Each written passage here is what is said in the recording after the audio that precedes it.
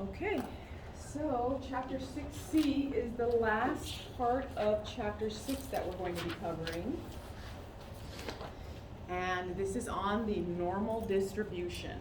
So I will attempt to go as slow-paced as possible so that everybody gets all of the different components of the normal distribution, and we'll do lots of practice problems on this so that you can understand it. Okay. The normal distribution. So all throughout chapter 6 we've been doing measures of variation, we've been doing measures of central tendency, and when we met last week I mentioned about the normal distribution or the bell-shaped curve. We looked at different types of graphs, left skewed graphs, right skewed graphs, but overall we were looking at graphs that have this bell-shaped curve. Well, the normal distribution describes a symmetric bell-shaped distribution with a single peak. So it looks like a bell, it's on average symmetric, and its peak corresponds to the mean, median, and the mode of the distribution. So a couple of lessons ago when we talked about the bell-shaped distributions, and we saw one that was left skewed where the tail was pulled to the left, and then another one that was right skewed where the tail, on the right skewed one, the bell-shaped curve kind of forwards is on the right-hand side, and the tail is over to the left. And then on the opposite one, with the left skew, you have the bell-shaped curve over to the left, and the tail of the distribution is over on the right-hand side. Well, the normal distribution is actually the symmetric, so it's not left or right skewed, it's actually even, it's right in the middle. And with a bell-shaped curve that's a normal distribution, the mean, the median, and the mode are all located directly in the middle. The variation of a bell-shaped curve has something described as the standard deviation. So last week we talked about standard deviation. We did lots of practice with standard deviation. Well, on a normal distribution, we describe the variation of that by using the standard deviation. So we're going to be using the standard deviation throughout chapter 6C. Now, this figure shows two distributions. The first distribution on the left is a famous data set of the chest sizes of 5,738 Scottish militiamen collected in about 1846, the year 1846.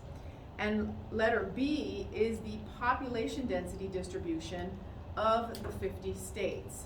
So is either a normal distribution? Well, when we look at these graphs, these are actually frequency distributions. So if you remember from chapter 5C, I believe it was, we looked at frequency distribution. So you take the range of the data values, the categories, you count them, so those are the frequencies, and then you do the relative frequencies, and then you can draw these bar graphs.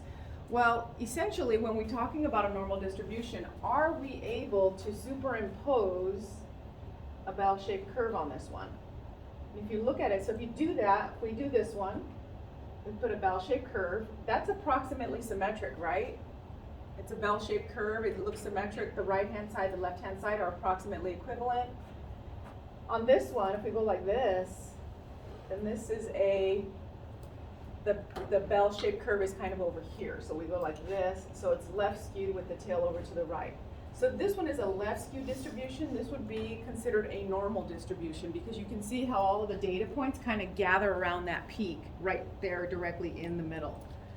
So again, when we're looking at these, when we're talking about a normal distribution, we're basically talking about the shape or the graph of a frequency distribution. So if you were to superimpose a graph on top of a frequency distribution, does it look like a symmetrical bell curve? So when you're given data and they'll say, a data follows a normal distribution, a symmetric normal distribution, that's what they mean. They're basically saying, if we were to superimpose a graph on top of this distribution, it would look like a bell-shaped curve, a symmetric bell-shaped curve. Okay? So the left-hand side, do you all agree that the left-hand one looks like a a normal distribution because it's a symmetric bell-shaped curve approximately. Not exactly, but as long as it's approximate, that's okay.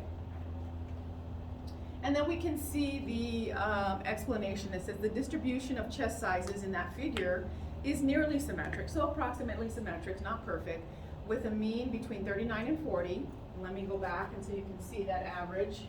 So the average looks like it's about between 39 and 40, right there in the middle. Values far from the mean are less common, giving it a bell shape of a normal distribution. The distribution on the right-hand side with the population densities, whoops, you can see again. Most states have a low population density, but a few have much higher densities. This fact makes the distribution right skewed, so it is not a normal distribution. So take a look at that. So I wonder which one of that have these really high population densities. Okay. Okay, a data set satisfying the following criteria is likely to have a normal distribution. So if you have these criteria in your data set, you might see a normal distribution. Most data values are clustered near the mean, giving the distribution a well-defined single peak, like we saw in the data sets for the Scottish militiamen. Data values are spread evenly around the mean, making the distribution symmetric again. So the data values tend to cluster right around the center of that distribution. Larger deviations from the mean are increasingly rare. So you don't really have too many deviations from that average. So you have those really low tapering tails on both ends, on the left-hand side and the right-hand side. And then individual data values result from a combination of many different factors. So that's just a general fact of a normal distribution. You won't necessarily be tested on this, but you will see that as we look at normal distributions, the data values, number 1, 2, and 3, seem to come into play. Okay. So which of the following variables would you expect to have a normal or nearly normal distribution? Scores on a very easy test, or a random sample of a shoe sizes, that should be shoe sizes of a random sample of adult women. So since tests have a maximum score of 100%, that limits the size of the data value, so it's capped. But if a test is very easy, then chances are, if people were paying attention, a lot of people are going to have a high score. So you're going to have values that tend to be over on the right-hand side. But we expect the distribution of scores to be less skewed and not normal in that case. So therefore, we could say that the shoe sizes of a random sample of adult women, those would probably tend to be normally distributed. Okay, this is the main key point for Chapter 6C. And we're going to use this concept throughout Chapter 6C in doing problems. There is a rule, it's called the 68, 95, 99.7% rule. It's also known as the empirical rule, EMPIRICAL. So if you look it up on the internet, empirical rule for a normal distribution, or you can also key in the 68, 95, 99.7% rule for a normal distribution. When you have a normal distribution, if it is assumed that your data is normally distributed, it has been shown that 68% of your data values are going to lie within -1 standard deviation or +1 standard deviation. 68% of the data will lie within plus or minus 1 standard deviation. That's what these sigmas are, 1 standard deviation of the mean. So what that means is if we can conclude that our data is normally distributed, we can assume then that 68% of those data values are going to lie within those values that are plus or minus 1 standard deviation from the mean, whatever that value is. Then we can assume that 95% of that data see the boundaries here? So 95% of the data is going to lie within plus or minus 2 standard deviations from the mean. So in a normal distribution, 68% will lie within plus or minus 1 standard deviation from the mean. 95% will lie within plus or minus 2 standard deviations. And then finally, 99.7% of the data will lie within plus or minus 3 standard deviations from the average. So what that tells us is 99.7% of our data is going to lie within plus or minus 3 standard deviations from the average. So, but we have 100% of the data, right? We have 100%, so we're missing 0.3% of that data. Where is it? Does anybody know where that 0.3% might be? If we said up to 99.7% of the data lies within plus or minus 3 standard deviations, but our data is 100%, it's a whole. So where do we think those 0.3%, that 0.3% went? Anybody? Outliers, yes, outliers. So if 99.7%, so almost all of the data is going to lie within these boundaries, that 0.3% are considered outliers on both ends. So 0.3%, if I divide that by 2, that gives me 0.15. So 0.3, which is the missing value here, if I divide that by 2, because I need 0.3% over here, and I need another 0.3 over there, or another 0.15 over there. So that's going to be 0.15 over here, and another 0.15 on the left-hand side. So those are considered our outliers. So we can only expect in a normal distribution about 0.15, not 15%, but 0.15%. 0.15% of the data will actually be outliers, considered outliers. Okay, so you can use that information, and you're able to, when we come to the final exam, if you have any of these types of problems, keep that drawing handy, so that way you know the percentages and where the values lie. Okay, so let's do some examples. Okay, so here is the more details about it, 68%. So if you want to go more precisely and use more decimals, it's actually 68.3%. Fall within 1 standard deviation.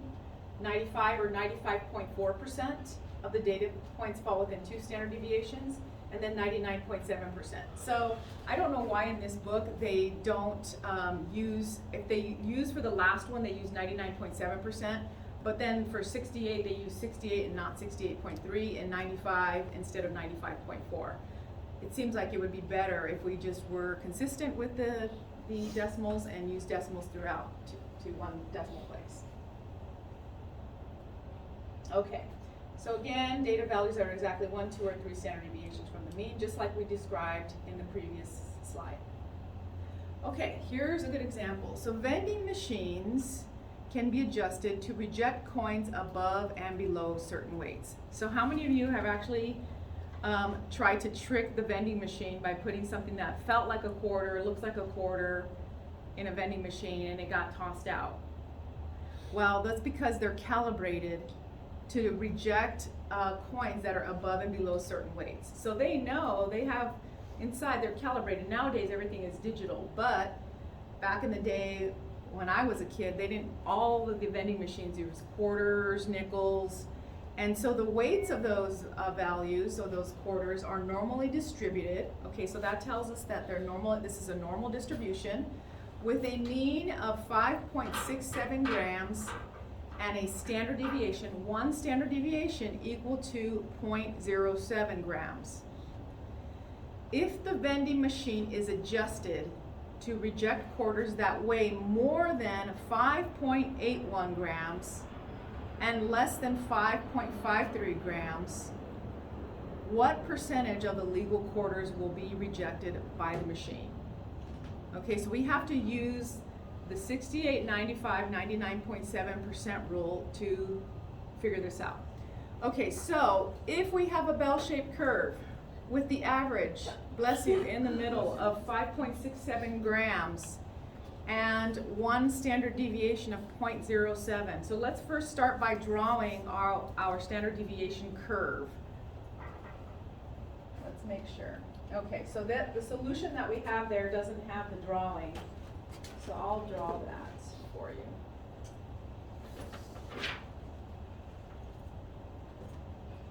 So we're going to start by drawing the bell-shaped curve.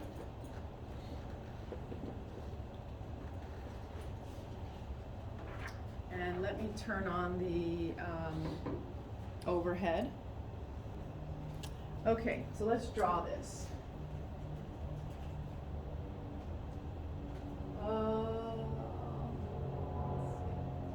Okay.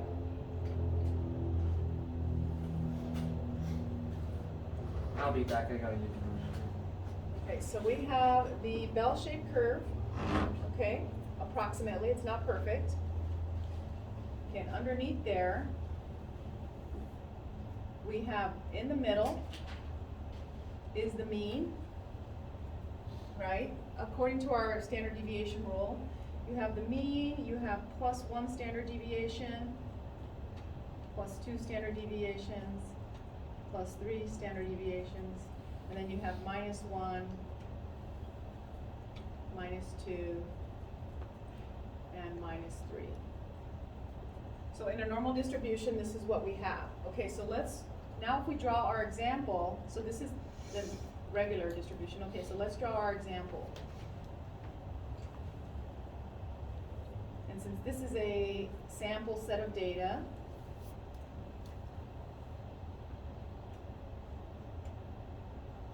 I have my average in the middle.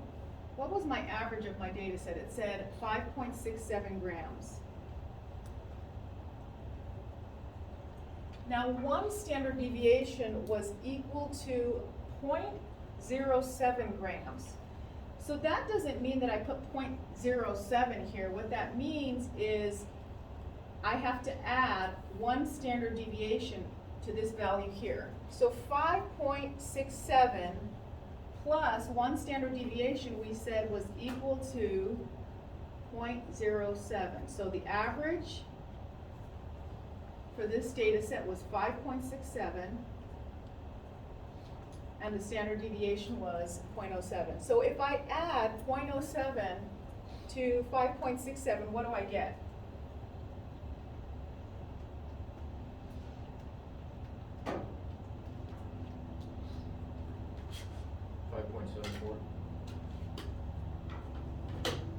Okay, so 5.74. Okay, so now I have to subtract 1 standard deviation over here. So what's 5.67 minus 0.07? It's just 5.6, right? Okay, so in the middle we have our average of 5.67 plus 1 standard deviation is 5.74 minus 1 standard deviation is 5.6. Okay, now we have, so that's all our 68%, right? We know that 68% of our data is going to lie within 5.6 and 5.74 grams. These are the quarters, the weight of the quarters. We know that 68% of them are going to lie within plus or minus 1 standard deviation. Now let's calculate 2 standard deviations. Okay, the next one is 2 standard deviations. If 1 standard deviation is equal to 0.07, 2 standard deviations is 0.14. Or you can just take another 0.07 and add it to this.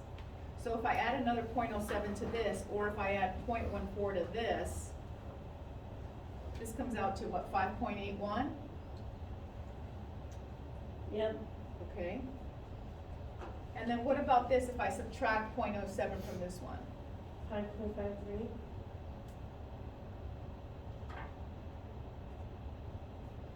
Okay, so I know these values are small, but now that represents 2 standard deviations, plus or minus 2 standard deviations, right? So now that we have plus or minus 2 standard deviations, that's the 95% one, right? So the first one was 68%. This one now is 95% of our data lie within those boundaries. And now we have one more.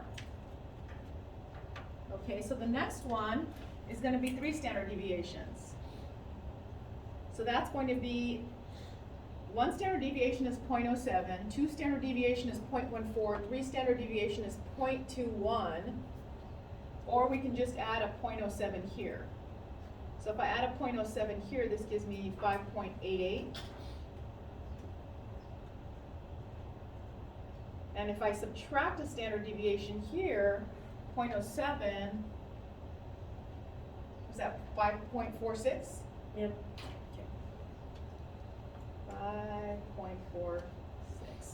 Okay, so those 2 values on the ends are going to be my 99.7% of my data set lie within these values here.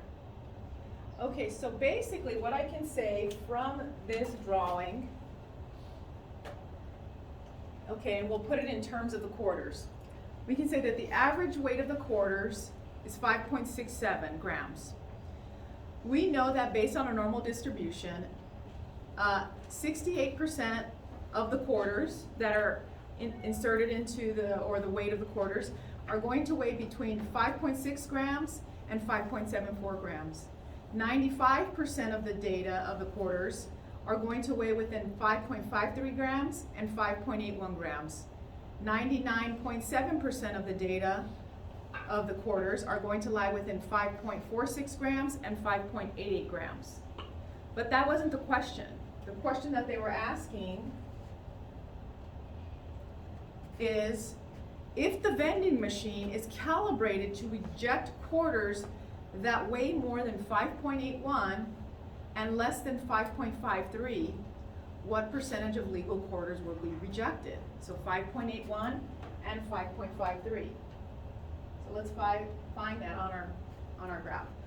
5.81 and 5.53. So they want to know that they're saying that they reject quarters that are all in this quadrant over here.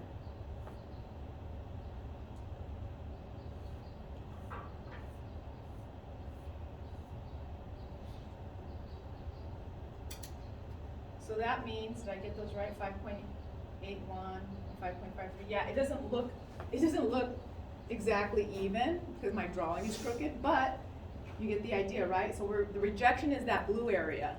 They're rejecting the quarters over here. So quarters, if it weighs more than 5.81, it gets rejected.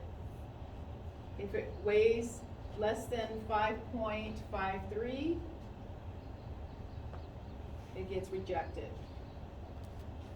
That's what boundary is that. That's our boundary for 95%, right? Because we said 95% of the data is going to fall within this and this value, right? So we said that 95% of our data fall within this range. But they're not asking us, they're not saying that we're going to, they don't want to know how many quarters they're going to accept. They want to know what percentage of quarters are going to be rejected. Right? Does anybody have a guess? 5%. 5%. So why 5%? Because The range of the range is 95%, Right. and it says anything more than 5.81 and 5.53 gets rejected, which is the remaining 5%. Yeah, exactly. So if we just kind of use the reverse thought there, so if we know that like we showed on the picture, the 95% of those quarters are going to be rejected in that region. Accepted. So the opposite is true then. 5% of the legal quarters will be rejected. So 5% of those quarters are going to be rejected, and I'll show you the picture again. So they're rejecting these values here we know that these values here, there's 95% of those values lie within that range. Therefore, the remainder, the 5%, are going to be rejected. Okay. Okay, so this example of SAT scores, well, this is out, you can tell this is outdated because I think SAT is different now, like the way they score it, there's more points, or I don't even know now. I'm too old to know what that is all about. Okay, so the SAT scores, this is the old way that they measured. Each test that makes up the verbal or the critical reading and the mathematics parts of the SAT is designed so that the scores are normally distributed. So they design those quizzes so that the scores are normally distributed. The average, this is the old average, an average of 500 or a mean of 500 and a standard deviation of 100. Interpret this statement according to the 68, 95, 99.7% rule. Okay, it says from the rule about 68% of students, so if we were to draw it, I think we could see it better if we were to draw. Okay, so you have the mean in the middle at 500. So you have the average of 500. One standard deviation, it says, is 100 points. So plus 1 is 600, minus 1 is 400. So this is plus or minus 1 standard deviation. 2 standard deviation would be 200, so 500 plus 200, or just add another 100 here, is 700. Subtract another 100 over here, and that gives me 300. And then 3 standard deviations is going to be 300. So 500 minus 300 is going to be 500 plus 300 is 800. Minus that is 200. So we can see here that if we were to draw this, our 500 in the middle, 400 on the left-hand side, 600 on the right-hand side, that represents 95% of our data. So 95% of our data, 95% of the SAT scores will lie within a score between 400 and 600, 95%. I'm sorry, 68%. Nobody corrected me there. 68% is our first percentage. 95% will lie within 300, a score of 300 and a score of 700. And then 99.7% will lie between a score of 200 and 800. And then the remainder, the 0.3%, those are the students that get the scholarships to Harvard and Yale and MIT, right? Because they're out here. They're the outliers. So you have the high outliers, so 0.15% on the right-hand side, and then you have the low outliers on the left-hand side who didn't score so well and need to practice some more. How many of you have actually taken the SAT? You didn't have to take it to do that. You had to take the ACT, right? You didn't take the ACT? I didn't take either. Oh, wow. Okay. So you just get right in. I thought it was required. Things may have changed, though, since last time. That's good that you get out of it because I'm not really great about those standardized tests. Okay. So let's say we had, in this example, they didn't tell us how many students. Let's say we had 1,000 students. I'm just going to make it a nice round number.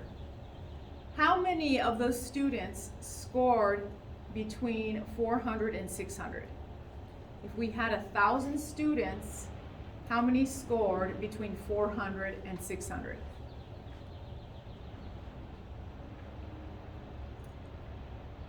How do we figure that out? So here they're just giving us the general information about the normal distribution. So if we know that on this exam, we know that 68% of the students will score between 400 and 600. 95% of them will score between 300 and 700. And 99.7% of them will score between 200 and 800. So how many of the students, if we have 1,000 of them, how many of them will score between 400 and 600? I can figure that out by just simply taking 68% of 1,000, right? Because I asked you between 400 and 600, how many will score between here and here? That's 1 standard deviation. That's 68% of them. So 68% of 1,000 is how many students? 680. 680 students. Okay, so 680 students will score between 400 and 600 on the SAT. How many will score between 300 and 700? If we have 1,000, 950, right? And then here, the last one is 99.7%. Now, because we have a decimal there, you can't have a portion of a person. So instead of saying 99.7, so what is it, 990.7 people, we'll just say approximately 990. Because we can't have a decimal component of a person. So we'll say approximately 990 of those students will score between 200 and 800, and therefore the remaining 10 people will be outliers, either on the high side or on the left side. We expect that to have some outliers on the high side and on the left side.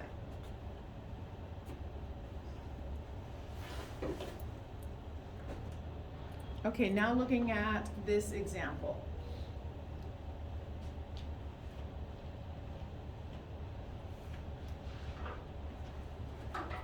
Okay, so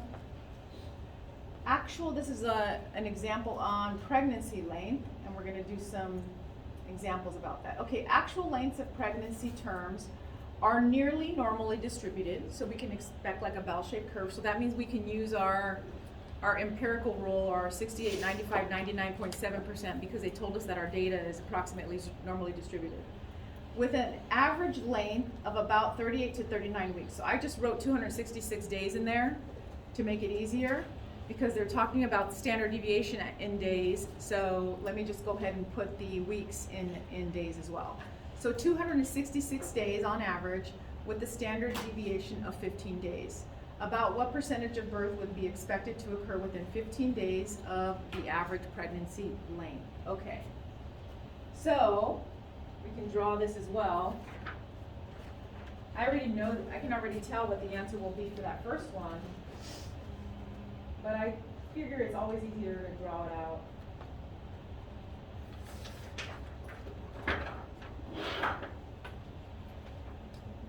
Okay, so let's go ahead and draw this one out. So we have average 266 with 15 days. Okay.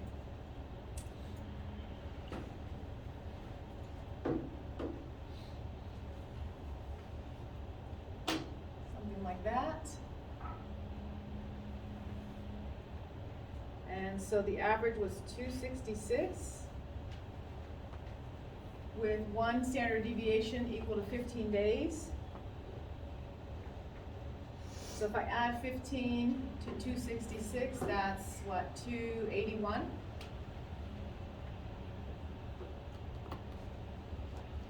So one standard deviation is 281 weeks.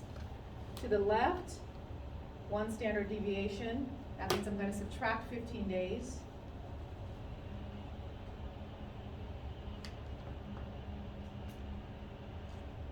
To 251. Okay, so that's one standard deviation. So that question was asking us about what percentage of birth would be expected to occur within 15 days. So that's one standard deviation, right? We just did one standard deviation right here.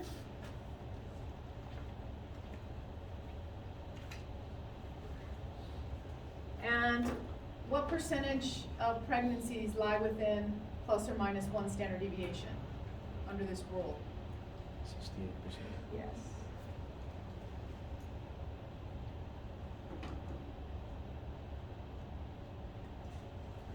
Okay, so if we took this a bit further, and we said that there were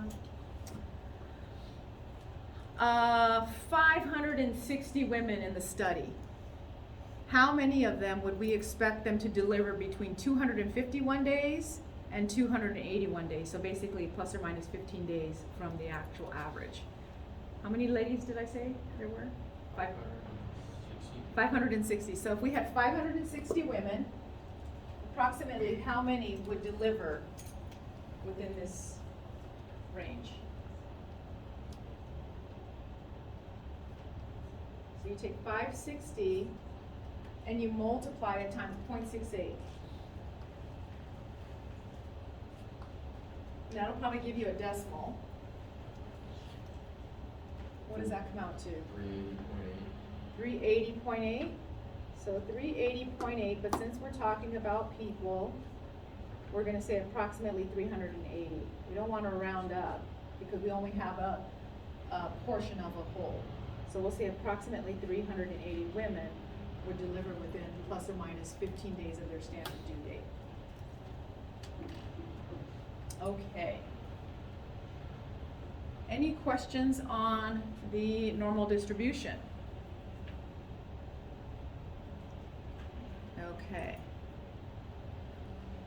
Okay, and then the second concept that we look at is something called standard scores. Standard scores. Standard scores, so we have the empirical rule, or the 68, 95, 99.7% rule, and then we also have the standard score rule, or something also called the z-score.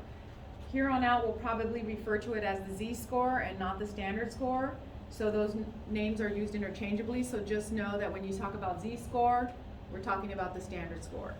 The standard score gives you the number of data values that your data value is above the average. So it's basically giving you the standard deviation value of your score. So that z-score, to calculate your z-score, you take the data value that you have minus the average. So data value minus the average, and then you divide that by the given standard deviation of the population or the study that you're given. So you take the data value minus mean, but you must do that first, and then you divide that entire thing by the standard deviation.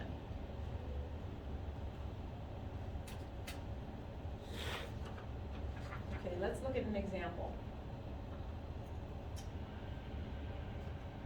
Okay, so a couple things to keep in mind before we do an example is if the data value is considered above the mean, then your standard score or your z-score is going to be positive. If your data value lies below the mean, then your z-score is going to be negative.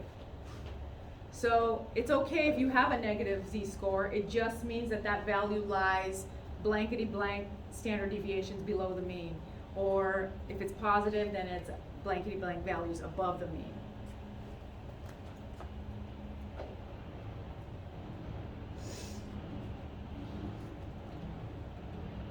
Okay, so here's an example of wording on how to calculate a standard score or a z-score.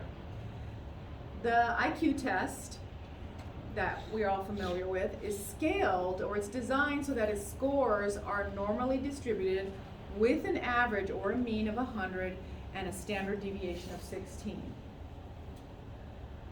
Find the standard scores, so they want us to find the z-scores for IQ scores or IQ data values of 85, 100, and 125. So if you're a person that scores on the IQ test in 85, they want us to know what our z-score is, or what our z-score is, our standard score.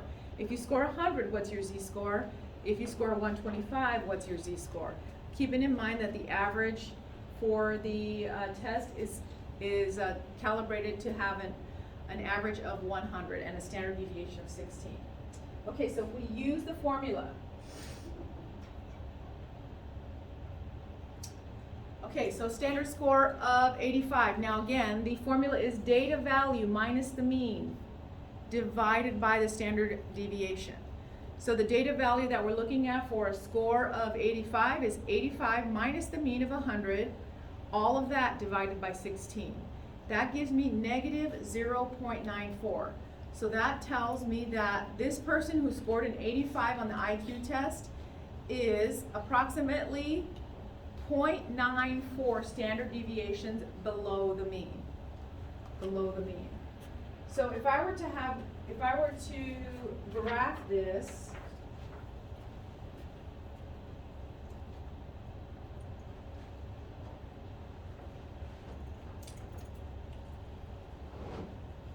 okay, so where are we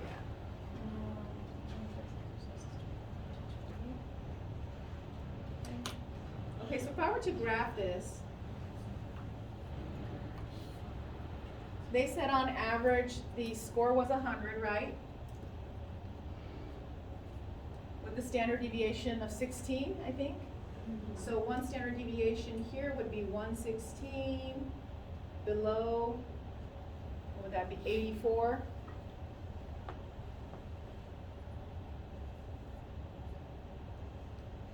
Okay, two standard deviations, 132. 16, 68, and then minus another 16, 2. Is that right? Okay, and then so we need one more standard deviation over here. So plus 16.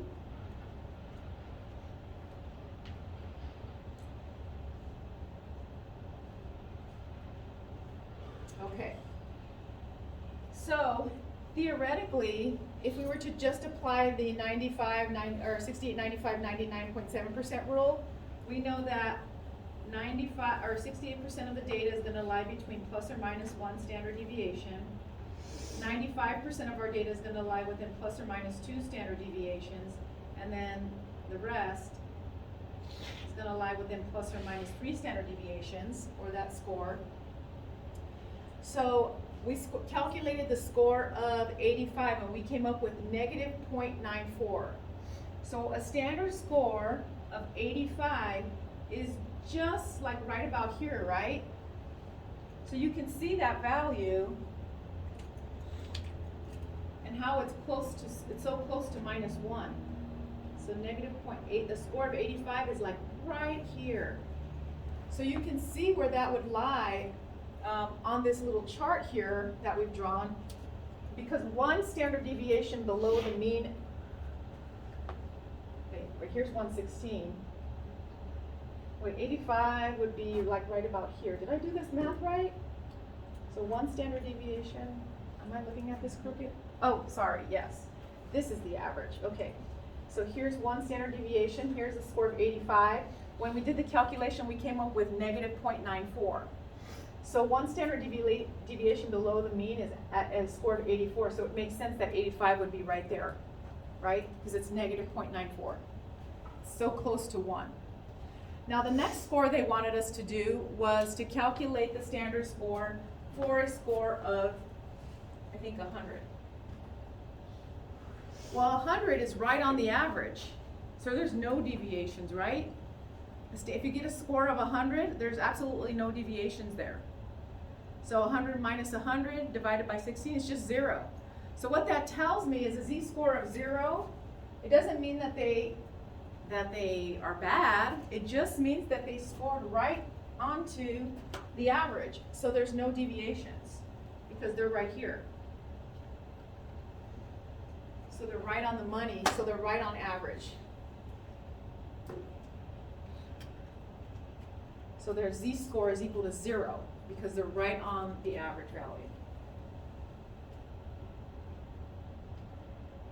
And then the next one is a standard score for 125. So 125 is above, right? So I take 125 minus 100, that value divided by 16, and I get 1.56. So a standard score of, or a z-score for someone who scores 125 is 1.56 standard deviations above the average of 100. And that would make sense because if we look at that visually, a score of 125 is somewhere between this 116 and this 132. So like maybe here. And their z-score is, here's one standard deviation plus 1, and they're like 1.56, so they're right there. So that's where that person would lie on this graph. So it is possible that even though we have like a normal distribution and we have our standards, our -1, ±1, ±2, ±3, it is totally possible that somebody, or we may have scores that are within that range, and that's okay. And when we're calculating z-scores, that's basically what we're doing, is we're calculating those little values in between the normal, the standard scores, the standard deviations, ±1, the ±2, the ±3. Okay, let's do another example of z-scores. Okay, so let's take a look at 21 through 28. It says the scores in a psychology exam were normally distributed with the mean of 67 and a standard deviation of 8. Approximately what percentage of scores were above 59? What percentage of scores were below 83? So 21 and 22 and 23 and 24 are using the empirical rule, the 68, 95, 99.7% rule. So maybe you want to start with drawing your bell curve so you can see the visualization. And then 25 through 28 are using that information that you have above, find what the z-scores are, what the standard scores are. What are the z-scores?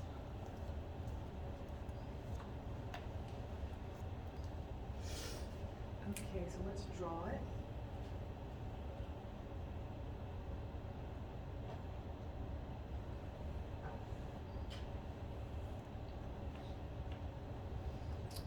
Okay, so these are an average of 67 and a standard deviation of 8. So one standard deviation is 75. Yep. Two standard deviations is the next one, 83.